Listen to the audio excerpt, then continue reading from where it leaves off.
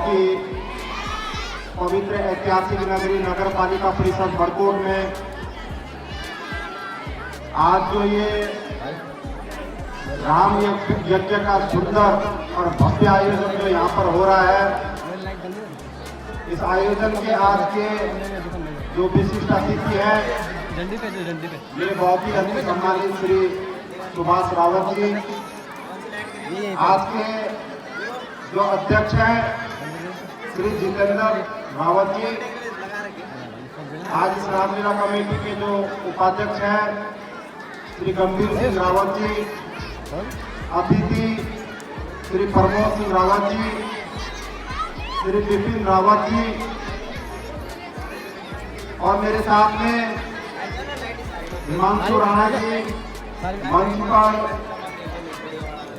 मेरे छोटे भाई अनिल टिंकू, मेरे आदरणीय श्री प्रमोद रावत जी, यहाँ पर जो रामलीला में इस बार हारमोनियम पे बैठे हुए हैं मेरे बहुत ही सम्मानित श्री यशपाल सिंह असवाल जी, ढोलक में जो धुन यहाँ पर दे रहे हैं श्री प्यारदास जी, यहाँ पर जो मेरे गांव के वासी हैं जिनका पूरे क्षेत्र में हर टाइम उनका सहयोग मिलता रहता है, और यहाँ पर उपस्थित मेरे अति सम्मानित मेरे बुजुर्गों, माताओं, भाइयों, बहनों और बाहर से आए हुए तमाम अतिथियों का मैं इस राम यज्ञ से सभी को प्रणाम करता हूँ। सबसे पहले मैं अपने गांव के युवाओं को बहुत बहुत बधाई देना चाहता हूँ कि ये राम यज्ञ पिछले बार 14 साल इसको पूर्ण हो गया था, और 14 साल जब किसी गांव में कोई यज्ञ पूर्ण हो जाता है तो हर आदमी एकदम से उस यज्ञ को दोबारा करवाने की हिम्मत नहीं रखता है, क्योंकि जब यज्ञ एक बार शुरू हो जाता है तो उसको 14 साल करना ही पड़ता है। लेकिन इसके लिए मैं अपने गांव के युवाओं का बहुत बहुत बधाई देना चाहता हूं कि आप आज इस यज्ञ को देख रहे हो, तो इस यज्ञ को करवाने के लिए कितनी मेहनत लगी होगी वो ये युवा जान सकते हैं, जो कई दिनों से रेलसर पे लगे हुए हैं, एक एक पात्र को तैयार कर रहे हैं। तो हम लोगों ने भी इन युवाओं की भावनाओं को समझते हुए इस यज्ञ से कुछ न कुछ अपने जीवन में उतारना है। वाल्मीकि को आप सब लोग जानते थे, वाल्मीकि पेशे से चोर था, लेकिन जब आदमी अच्छी संगति करता है, अच्छे लोगों के गुणगान गाता है, तो आदमी अच्छे रास्ते पर चलता है। तो चोर का काम क्या होता है? लूटना। तो उसने एक दिन एक संत को लूटने की बात सोची, लेकिन संत के पास तो कुछ नहीं रहता है। संत ने बोला कि भाई मेरे पास कुछ नहीं है, मेरे पास एक शब्द है, तो राम राम जपा कर आपको सब कुछ मिलेगा। तो चोर ने क्या किया? राम राम के बदले मरा मरा जपने लग गया, लेकिन एक बार उसके मुंह में भी राम राम आ गया, और जब उसके मुंह में राम राम आया तो आप सोच सकते हो कि रामायण की रचना उस आदमी ने की, 24,000 श्लोक उसने लिखे। रत्नाकर डाकू आपके सामने है, लेकिन जब आदमी अच्छे कर्म करता है, अच्छे संतों की संगति में रहता है, तो निश्चित है कि आदमी अच्छे पथ पर अग्रसर होता है। आज आप देख सकते हो कि समाज के अंदर जो लोकल भाषा में गीत होता है, गरुड़ बोलते हैं जिसको, तो वो हमारा पर्यावरण मित्र भी है। तो गरुड़ को आप देखते हैं, सांप है चाहे गरुड़ है, वो पर्यावरण को हमारा शुद्ध करते हैं। तो जो गीत होते हैं, जैसे किसी के गाय भैंस मर जाते हैं उसको वो खाता है, लेकिन जब सीता हरण हुआ था तो उसने रावण को रोकने की कोशिश की, लेकिन रावण तो बलवान था, उसको रोक नहीं पाया, लेकिन उसने अपना कर्तव्य निभाया। तो आप देख सकते हो कि प्रभु श्री रामचंद्र भगवान के हाथों उसकी चीता लगी। तो ये सब हम लोगों को करना चाहिए। देखो, अच्छा काम करेंगे, अच्छी भावना अपने मन में जगाएंगे, तो निश्चित है कि हम अच्छे गुण सीखेंगे।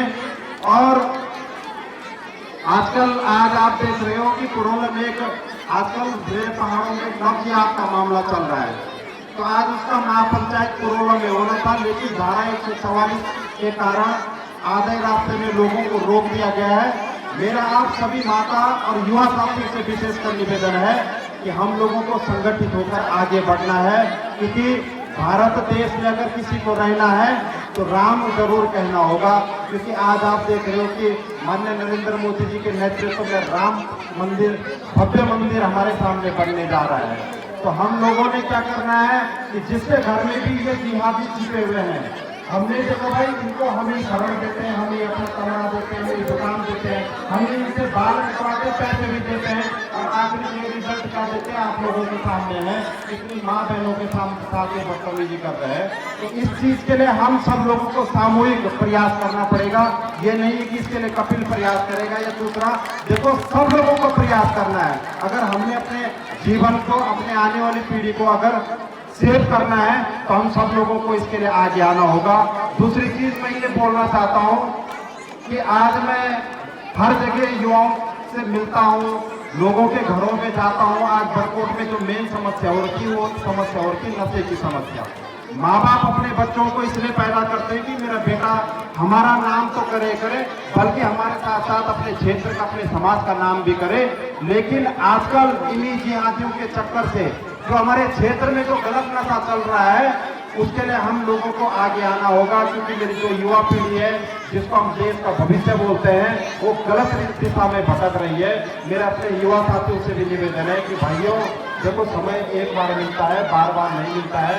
हम लोगों को अपनी जो सोच है, अपनी जो एनर्जी है, अपनी जो ताकत है वो अच्छे चीज पर लगानी है, ताकि जिन माँ बापों के एक सपना होता है कि मेरा बच्चा कुछ समाज के लिए करे, उनके सपनों को हम साकार कर सकें। दूसरी चीज मैं आप लोगों को बताना चाहता हूं कि देखो आज रावण है, राम है। राम तो फकीर आदमी थे, लेकिन रावण धन बल बुद्धि सब में सबसे तेज था। लेकिन आज मैं आपको बताना चाहता हूं कि अगर किसी आदमी के पास पैसा नहीं है ना, तो पैसा आज नहीं है तो कल आ जाएगा। शरीर बीमार है तो बीमारी आज नहीं तो कल ठीक हो जाएगी। लेकिन मेरे भाइयों, जिस आदमी का चरित्र सही नहीं है ना, चरित्र अगर जिस आदमी का सही नहीं है तो चरित्र आदमी दोबारा नहीं बना सकता है। प्रभु श्री रामचंद्र जी के पास कुछ नहीं था पर चरित्र था। जो आदमी चरित्रवान होता है उसको लोग बहुत याद करते हैं, लेकिन जिसके पास चरित्र नहीं होता है तो रावण जैसे हाल होते हैं। तो मेरा आप सभी लोगों से निवेदन है कि कई दशकों से हमारे गांव में, हमारे क्षेत्र में रामलीला चल रही है। इस रामलीला को हमने देखना मात्र नहीं है। देखो हर आदमी समझदार नहीं होता है। अगर यहाँ से 30% लोग भी प्रभु श्री रामचंद्र जी के आचरणों को अपने जीवन में उतार कर ले जाएंगे तो निश्चित है कि एक एक आदमी जब हर समाज के अंदर इस बात को कहेगा जो प्रभु श्री रामचंद्र भगवान जी के अंदर थी कि माता के साथ कैसा व्यवहार करना चाहिए, अपनी पत्नी को क्या मर्यादा देनी चाहिए, तो निश्चित है कि हमारा समाज बदलेगा। लास्ट में मैं आपको एक चीज जरूर बताना चाहूंगा कि आज हमारे समाज के अंदर दो प्रकार के लोग होते हैं। एक होता है आस्तिक, एक होता है नास्तिक। जो भगवान को मानने वाला होता है, एक भगवान को न मानने वाला होता है। तो इसी पर मैं आपको एक छोटा सा एक कहानी के माध्यम से सुनाऊंगा कि एक बार एक आदमी, आजकल जैसे मौसम गर्मी का है तो दिन में कहीं पैदल जा रहा था, तो उसको एक सुंदर आम का पेड़ दिखा। तो आजकल गर्मियों में जब किसी को कोई पेड़ दिखता है थोड़ी देर वहाँ हवा खाने जरूर रुकता है। तो वो आदमी भी उस पेड़ के नीचे गया और थोड़ी देर उस पेड़ के नीचे लेट गया। लेटते लेटते क्या हुआ कि जब उसने आसमान में देखा तो पेड़ में जब उसने देखा तो उसने बोला यार इसमें तो आम लगे हुए हैं। और उसी के बगल में उसने एक बेल को देखा तो थी कद्दू की बेल, और वो कद्दू की बेल देखा कि वो दूसरे मतलब सारे से ऊपर चढ़ रही है, उस पर कद्दू लगे हुए हैं। उसने बोला यार भगवान भी बेवकूफी है, इतने बड़े पेड़ पे तो इतने छोटे छोटे आम लगे हुए हैं, और जो ये कद्दू की बेल जा रही इसमें इतना बड़ा 2-3 किलो का कद्दू लगा हुआ है। भाई इसे सोचते सोचते उसको नींद आ गई। अब नींद आई तो थोड़ी देर में जब हवा चली तो एक पका हुआ दाना आम का गिरा और सीधे उसके नाक पे लगी। तो जब उसके नाक पे वो आम लगा तो उसने बोला कि भाई मैं तो सोचता था कि भगवान गलत है। भगवान गलत नहीं है। भगवान ने जो चीज हमें दे रखी है, बना रखी है, वो बहुत सोच समझ के दे रखी है। तब उसने सोचा कि अगर ये कद्दू आम की जगह होता तो शायद मैं बच नहीं सकता था। तो ये है मेरे भाइयों, प्रभु श्री रामचंद्र भगवान जी ने जो हमें दे रखा है, इस चीज के लिए हमें बिल्कुल खुश होना चाहिए। समाज के अंदर जो चीज हो रखी है, जो चीज होने वाली है, वो सब ऊपर वाले के हाथ में है। हमने तो बस भगवान ये नहीं कहता है कि हमें भाईचारा नहीं निभाना चाहिए, हमें अपने व्यक्तिगत काम नहीं करना चाहिए, सब करो, लेकिन कुछ समय भगवान के लिए जरूर निकालो। अंत में मैं पुनः अपने रामलीला कमेटी बड़कोट के सभी युवा साथियों का हृदय से आभार व्यक्त करना चाहता हूं कि आप लोग भी मुझे समय समय पर यहाँ पर सम्मान देते हैं, उसके लिए मैं आपका आजीवन आभारी रहूंगा। जय हिंद, जय भारत, जय उत्तराखंड।